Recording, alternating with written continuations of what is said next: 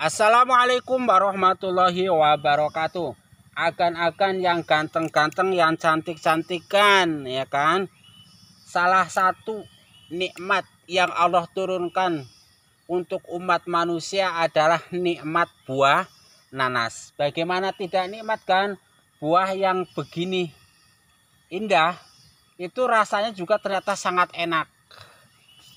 Enak menurut manusia, enak menurut binatang, dan juga mungkin enak menurut jin setan gitu kan. Nah, oleh karena itu kita sebagai umat manusia itu harus bersyukur kepada Allah Subhanahu wa taala dengan diberikannya buah nanas. Bagaimana cara mensyukurinya? Nah, salah satu caranya adalah dengan mengkonsumsi buah nanas. Nah, buah nanas ini sudahlah indah bentuknya, enak rasanya, berkhasiat untuk kesehatan, udah gitu bisa menjadi lantaran kita itu ibadah kepada Allah Subhanahu wa taala. Misalnya kalau kita mau menanam buah nanas nih, kita bisa menanam buah nanas itu dari ininya nih, mahkotanya. Misalnya mahkotanya kita ambil nih, mahkotanya ini mahkota buah nanas, kita tanam aja, simpan di tanah, brek. Nah, ditanam pendam segini kira-kira ya, masukkan ke dalam tanah sekitar 5 sentian atau lebih dalam lah, tergantung agan-agan itu. Ini nanti dia akan berbuah lagi. Jadi satu buah nanas nanti akan menghasilkan satu pohon nanas. Nanti itu berkembang lagi. Itu satu cara untuk mengembangbiakan buah nanas dengan cara menanam mahkotanya. Atau agan-agan juga bisa dengan cara itu menanam anaknya. Jadi buah nanas itu terkadang ada anaknya. Jadi ini buah nanas itu misalnya ini pohon nanas. Nah, di sini itu terkadang ada anaknya, tumbuh anak. Nah, anaknya ini bisa akan ambil kemudian ditanam secara mandiri, yaitu 2 cara menanam buah nanas. Nah, sehingga apa kan, kalau akan makan buah nanas kemudian ini ditanam lagi, nanti dia itu akan istilahnya namanya akan gak habis. Makan satu istilahnya tumbuh 1000. Nah, kita cek ya buah nanas nih. Kalau mau nanam buah nanas, baca bismillah. Ketika makan dengan cara syukur. Nah, kita mau makan buah nanas tuh coba baca bismillahirrahmanirrahim ya. Bismillahirrahmanirrahim tuh. Biasanya dikupas begini-gini terus kan, tapi karena kita di hutan kita cepat aja ya. Nah, misalnya ambil.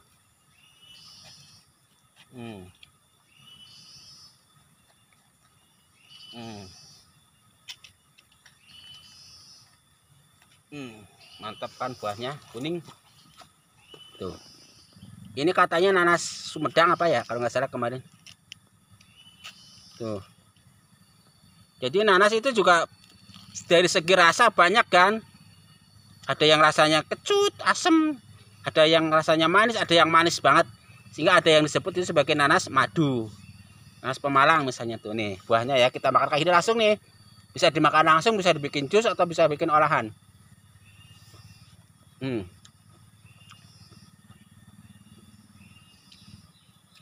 Ini termasuk manis. Nah, jangan lupa nanas ini terkadang juga ada yang rasa gatal di lidah kalau belum matang. Atau mata nanasnya itu kalau kemakan dia gatal tuh, airnya banyak banget ya tuh.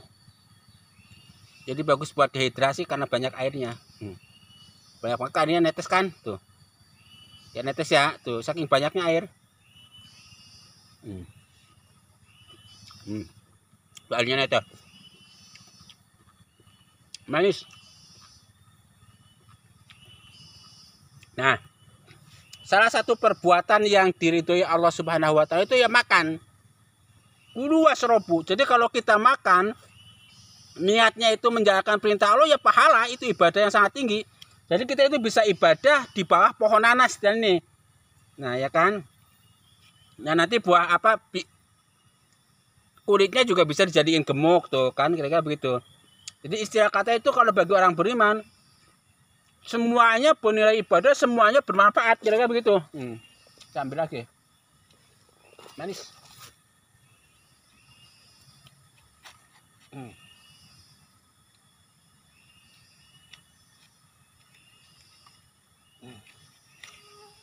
Ya. Jadi jangan sampai kita makan tuh asal makan hanya jadi odol sama tai saja, jangan. Di niat ibadah. Jadi ibadahnya orang beriman itu nggak perlu ribet. Apapun yang dia lakukan itu bagian dari ibadah. Misalnya kita sedang makan, ingat oh Allah sebagai Al-Mun'im, yang memberi makan hakikatnya Allah Subhanahu wa Ta'ala. Ya kan tuh. Enak, mantap. Sehat lagi. Mengendalikan kolesterol. Apalagi kalau dimakan dengan bumbu kan, dengan sambal rujak atau sambal petis, wah enak lagi ya kan.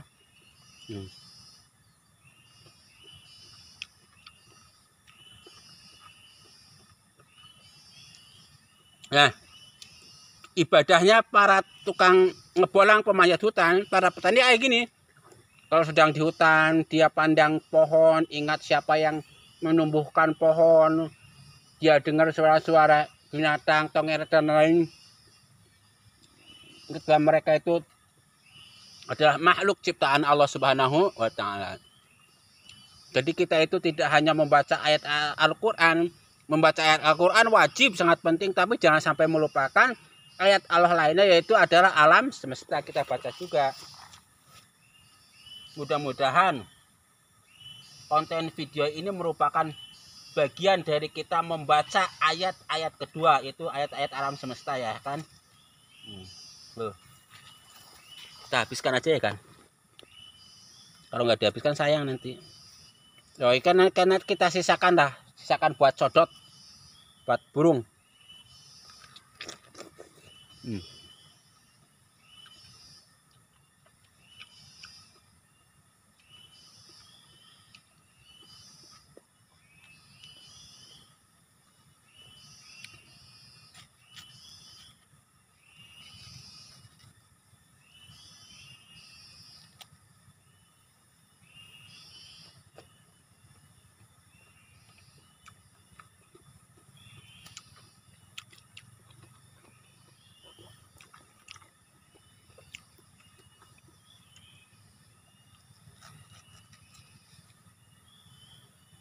Tuh, dalamnya buah nanas begini kan ya.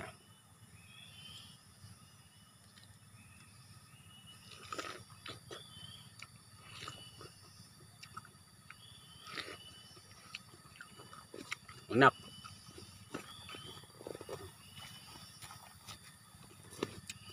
Selama makan kita harus tetap ingat Allah. Beliau Allah lah yang menanggung rezeki kita. Ya.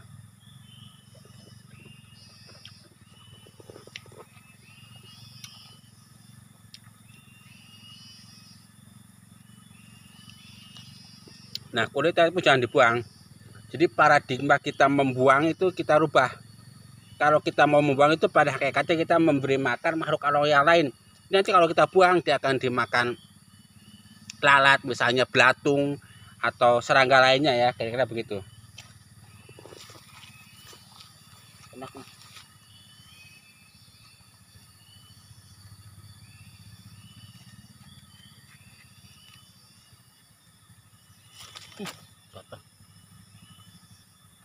Dan ini kita sisakan nanti ya buat binatang yang ada di sini, makhluk Allah lainnya. Kita juga makhluk Allah, binatang juga makhluk Allah.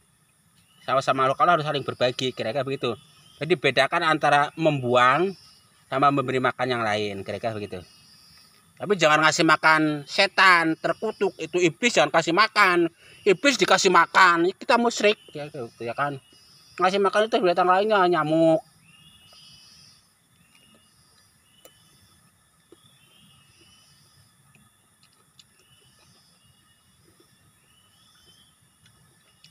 Kan kadang ada orang-orang yang ngasih makan jin setan ya, nggak boleh, itu nanti bisa bahaya. Kita kasih binatang aja.